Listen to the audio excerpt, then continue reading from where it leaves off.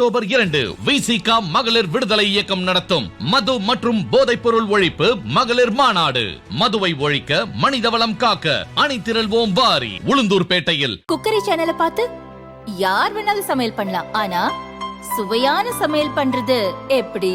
நான் இதயம் நல்லெண்ணெயில சமையல் பண்றேன். ஆஹா ஓஹோன்னு பாராட்டுறாங்க. நீங்களும் இதயம் நல்லெண்ணெயில சமையல் பண்ணுங்க, பாராட்ட வாங்குங்க.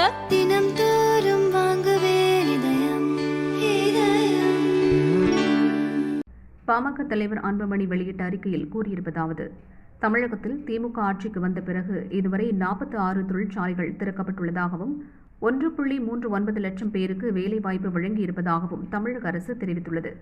திமுக ஆட்சியில் கடந்த 3 ஆண்டுகளில் 10 லட்சம் கோடி ரூபாய்க்கும் கூடுதலாக முதலீடுகள் ஈர்க்கப்பட்டுள்ளன.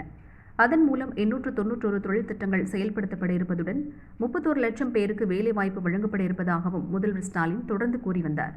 ஆனால் தமிழக அரசு வெளியிட்ட இந்த சாதனை அறிக்கை மூலம் அரசின் தில்லுமுள்ளுகள் அம்பலமாகியுள்ளன. தனது மோசடியை திமுக அரசே ஒப்புக்கொண்டுள்ளது. தமிழக அரசு பெருமை கொள்வது போன்று 60% தொழில் திட்டங்கள் நிறைவேற்றப்பட்டிருந்தால் 18.60 லட்சம் பேருக்கு தனியார் தொழிற்சாலைகளில் வேலை கிடைத்திருக்க வேண்டும். ஆனால் தமிழக அரசு கடந்த 20ஆம் தேதி வெளியிட்ட அறிக்கையில் தனியார் நிறுவனங்களில் 5,08,055 பேருக்கு வேலை வழங்கப்பட்டுள்ளதாக கூறப்பட்டுள்ளது. நேற்று வெளியிட்ட அறிக்கையில் 46 தொழிற்சாலைகள் மூலம் 1,39,725 பேருக்கு வேலை வழங்கப்பட்டதாக தெரிவித்துள்ளது. இந்த 3 தகவல்களில் எது உண்மை? தொழில் முதலீடுகளை கொண்டு தமிழகத்தை வளர்க்க திமுக அரசு எந்த நடவடிக்கையும் எடுக்கவில்லை. மாறாக பொய் முதலீடுகளை கொண்டு தங்களுக்கு விளம்பரம் தேடிக் கொள்வதில் மட்டும்தான் தீவிரம் காட்டுகிறது. இந்த பொய்களை நம்பி மக்கள் ஏமாற மாட்டார்கள். பொய்களால் கட்டப்பட்ட கோட்டை நீண்ட நாட்களுக்கு நீடிக்காது. தமிழக அரசு சொல்லிக் கொள்ளும் அளவுக்கு தொழில் முதலீடுகளை ஈர்த்திருந்தால் அது குறித்து வெள்ளை அறிக்கை வெளியிட வேண்டும்.